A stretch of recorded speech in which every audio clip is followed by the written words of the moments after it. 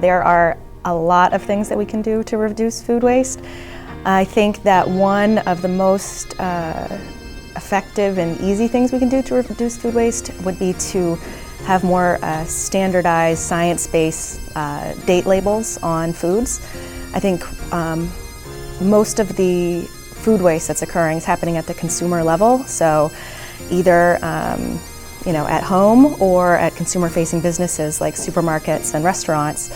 And say when you're at home, most people rely solely on the date that's on the package if they're going to throw it out. They don't base it on whether or not maybe it's spoiled.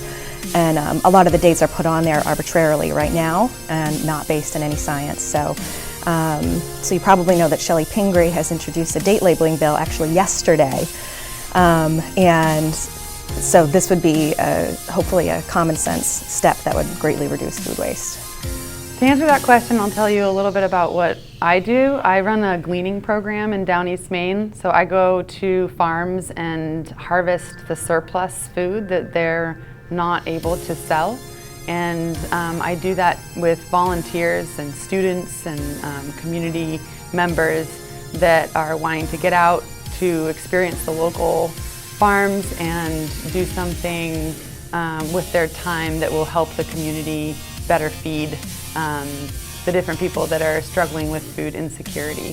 So one thing that we can do is really look to our local food system and see where the inefficiencies are, where the gaps are in the market that are not allowing food that is perfectly edible and beautiful and very nutritious to get to where it needs to go, whether that is the local food pantry, the local grocery store, or a restaurant down the road. So I think increasing the overall market opportunities for our local farms and building our local food system up from the ground up by actually going out and kind of uncovering where these pockets of food waste in our supply chain are, and then making resourceful decisions about how to use that food is going to reduce food waste.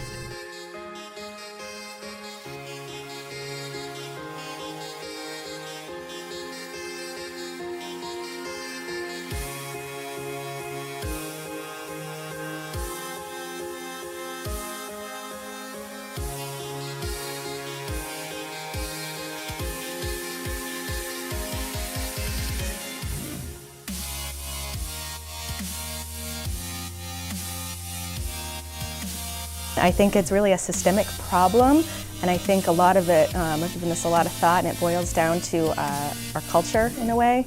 I think it should be more taboo to throw food in the garbage, particularly if there are hungry people in the world. So, you're not going to solve hunger by diverting food that was going to otherwise be wasted to feed people, but that's part of the ethical problem with throwing food in the landfill.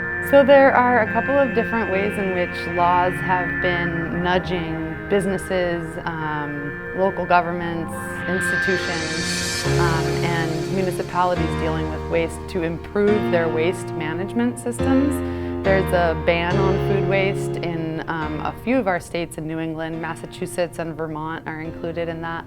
And here in the state of Maine, we've just passed the food recovery hierarchy into law, which is something that our governor actually passed and signed. And so we're excited to have that be a part of our policy, because it will allow us to potentially receive other kinds of support for food waste and food waste prevention in the future.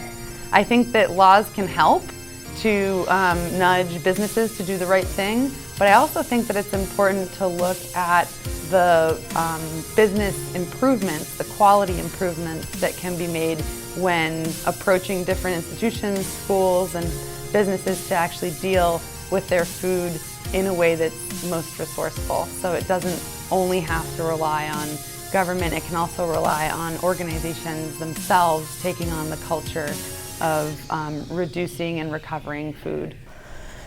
So I think a lot of people don't realize how much food we're wasting. I hope to educate more people in Maine in particular that we are wasting 40% of the food that we grow in our country. And not only that, but we're throwing most of it directly into the landfill or the incinerator. We're not even capturing it for composting or anaerobic digestion, which really is what we should be doing once we have any food waste or food scraps left over. I think just raising awareness in general of the issue that we are wasting as much food as we are, and we're throwing most of it in a landfill, and how expensive that is. When people throw things away, it's often out of sight, out of mind. It's away, and you need to teach people that there's actually no such thing as away, and it's your tax dollars typically that are getting thrown in the garbage. And actually, to that point, recently the Ad Council, so the National Ad Council, who did like the Smokey the Bear campaigns, has launched a food waste awareness campaign as well, and they did that just a couple weeks ago.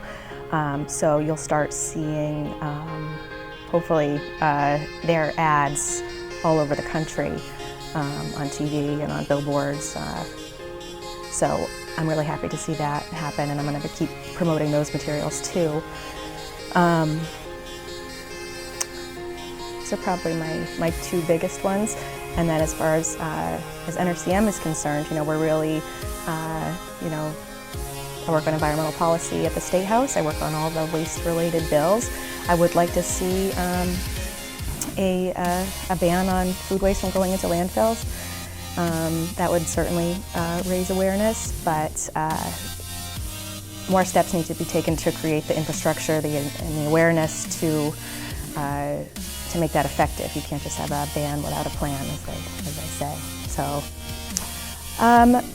yes, I think in a sense, one of the things that I was working on this year at NRCM was getting a commercial food waste disposal ban in place, similar to what they have in Massachusetts and Vermont. The political climate wasn't ready for it this year, but that would have prevented any commercial business like a supermarket or a restaurant that made more than 1 ton of food waste per week, prevented them from disposing it in the landfill if they were within a close enough proximity to like a composting facility, to not do that. And something that maybe a really good consequence of when that ban went into effect in Massachusetts was when those commercial businesses were separating their waste, separating their food waste or their food scraps from the rest of the garbage. They were able to see how much waste they were actually creating and what was in it, and it actually forced or it caused them to make better choices to reduce that waste in the first place. So when you're separating it, you have that opportunity, but otherwise it's just hiding in your garbage, and you wouldn't necessarily give it another thought. So that's something I would really like to see happen here in Maine eventually. And in the Vermont law, theirs is starting with a commercial food waste disposal ban, but it's going to slowly ratchet up to affect households. So we'll see how that plays out too. And if that's successful, then I think we should do that here too. I work in food waste, and I am working to recover food, and I see a lot of positive energy building in the state around looking at the opportunities of food recovery and the potential for it to create jobs and entrepreneurship and building momentum around looking at our food system in a way that brings more equality and justice to the way we choose to eat. So I think that uncovering this taboo of what we call food waste is in part going to help us look at it not in the negative way of food waste being this bad problem, but actually food in itself being this resource that we should take better care of. So I think that the important thing to focus on will be on the positive and the opportunities related to all coming together to actually reduce, reuse, prevent, and think out of the box and how we really want to use our food here in Maine and around the country.